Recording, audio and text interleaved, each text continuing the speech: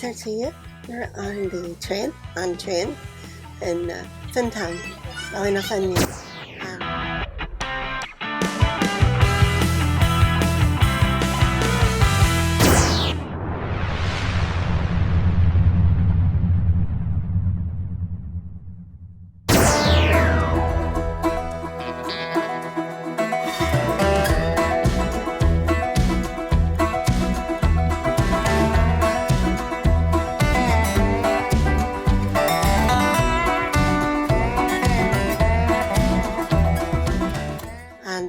Over here is the loch and the mountains there, and it's a nice wee train. It's the only one that's operating in Donegal now. Anyway, it's a nice wee train, and it reminds us of the train service that used to go from Letterkenny to Burnport, and also down to the Glenties.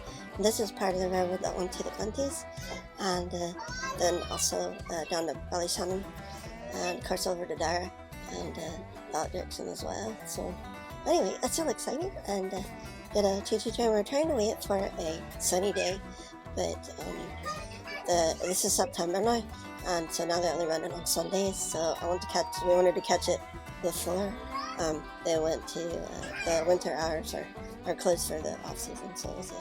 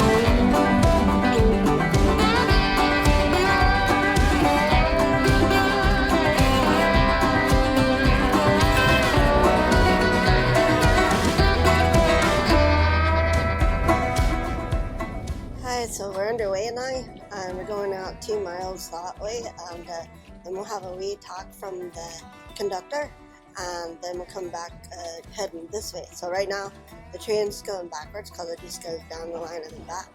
So there's your driver and the engine that's going now, and you can see down the railroad a wee bit there. It's really nice because the train goes by the loch here. So it's really scenic, and it's well worth it. It's only the sheep are on the line. So it's only €8 a person for adults, so it's real worth it.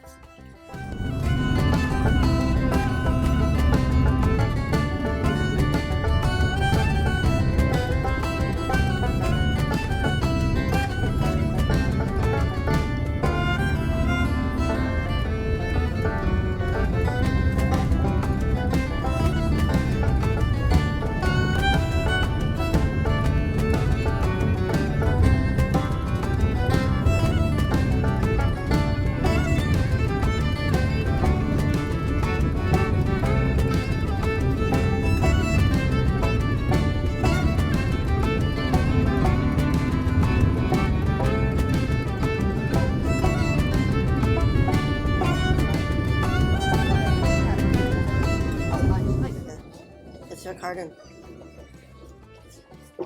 I have a ticket somewhere. I know I got one.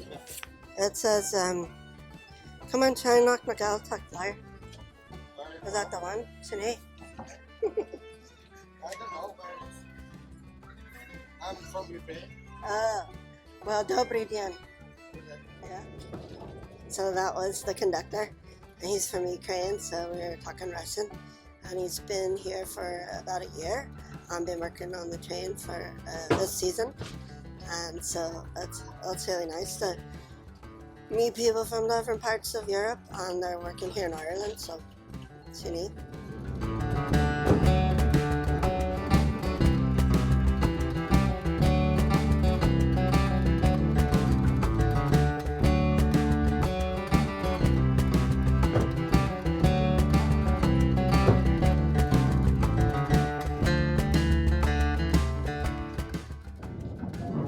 We're slowing down now because of the sheep on the railway. So we have a Donegal traffic jam on the railway, just like on the roads. So I'd say that's a bit groundway, so it's kind of funny. At least the driver's being nice.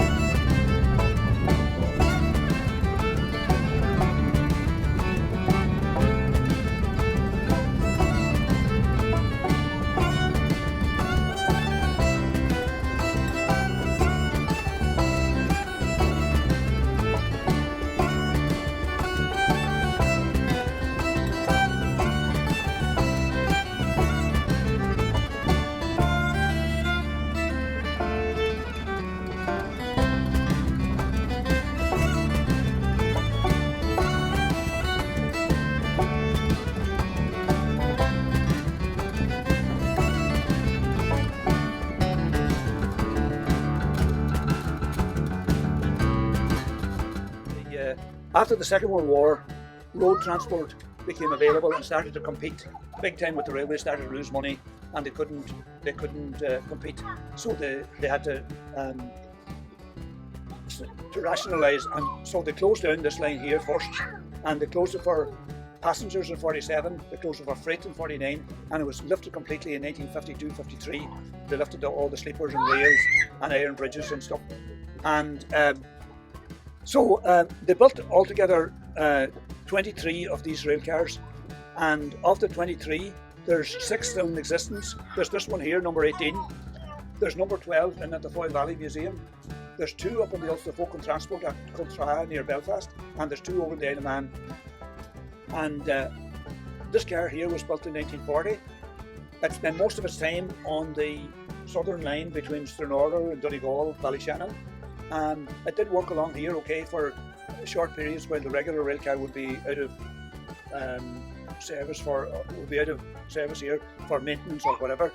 And so it was it has a checkered history. It was burned in 1948 or 9. It was brought up to the Great Northern Garages at Dundalk and was refurbished there and brought back and put back into service until the CDR network closed in 1959. And then, as I say, the whole CDR network was closed in 59, And a lot of these rail cars and other of their own stock was bought by a man called Dr. Cox, and he was to ship them to America, but for some reason or other never happened, and they were all stored in a shed in Stranorlar.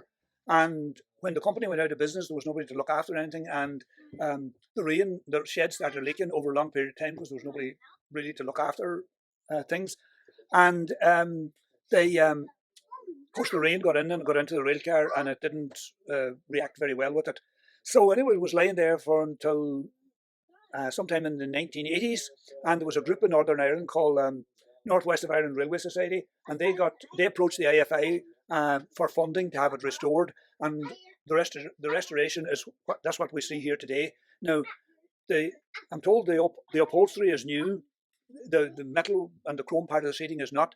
I always thought that the ceiling was part of the restoration, but there was a lady on the train here week before last, and she pointed out to me that the wood in the ceiling would be teak, and that it would, like teak doesn't rot. And so I said to her, well, I'll take your word for it. I'm going to incorporate that into what I tell people from now on. And she quoted as evidence for what to back up what she was saying was that the ship that Shackleton had in the Antarctic was recently recovered from the ice, and the wood, which was teak, was still intact. So I'm sure if the Shackleton ship lasted for 100 years, that the wood in the rail car would have lasted 25 or 30. So anyway, it's been the people in the Northwest, as the cars otherwise is original, just except the upholstery is new. And people in the Northwest Society brought it over to us in the early 2000s, and we've been running it here for the last 20 years or so. And they here to restore a piece of track along the lake in the early 90s, and we got off the ground with the help of a loco and 3 ex-Belgian tram cars that we purchased from Lord O'Neill at Shane's Castle and up near Antrim. And so I think that's the story of the railway, more or less. The name of the lake here is called Lough Finn, and it is the water from the lake here goes all the way to Strabane and then joins the Mourne coming down from Tyrone, and it becomes the Foyle, and it flows into the sea at Lough Foyle. And there's a point just back there where you have the parting of the waters, where the water goes the short route directly into the Atlantic, and then point very close to it, it goes the long way around to Lough Foyle. There are no salmon in the lake. They come to the exits from the lake, really. There's some sandy ground there where they spawn, but they don't come into the lake. There's brown trout in the lake and another fish called Arctic char, but these are dwarf ones. So, and the name of the mountain there is called Achle, and the one down at the station is called Screg. So, if you have any questions now, or were any of the diesel cars earlier in 1940 and other places? No, I think the diesel or rail cars in general were pioneered at Stranorlar, and then there were other places sort of, if you like, copied them, But I think the idea was from Henry Forbes. He was a true railwayman. He didn't want any truck with road transport. The other company, Lost Willie, they paralleled road and railway. They had buses and lorries under the same company, but he wouldn't have any truck with any kind of road. So he said everything had to go on rails, whether whether it was passengers or freight or whatever. He was just a pure railwayman, And I think the idea that other places then copied, but I could be. I'm open to correction on that, but as far as I know, I think they were pioneered here at Stranorlar, by him. Was there a connection between Donegal town and here on a rail car?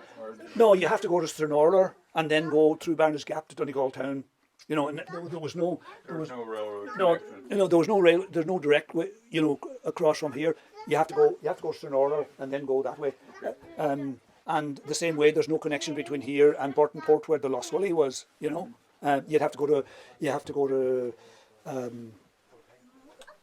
Strabane and then out to Letterkenny and join the Lost Willie then at Letterkenny, to go around to Burtonport. If you want to go to Burtonport from here, on rail, you'd have to do that journey, you know. Like you can't go just straight down here, you know.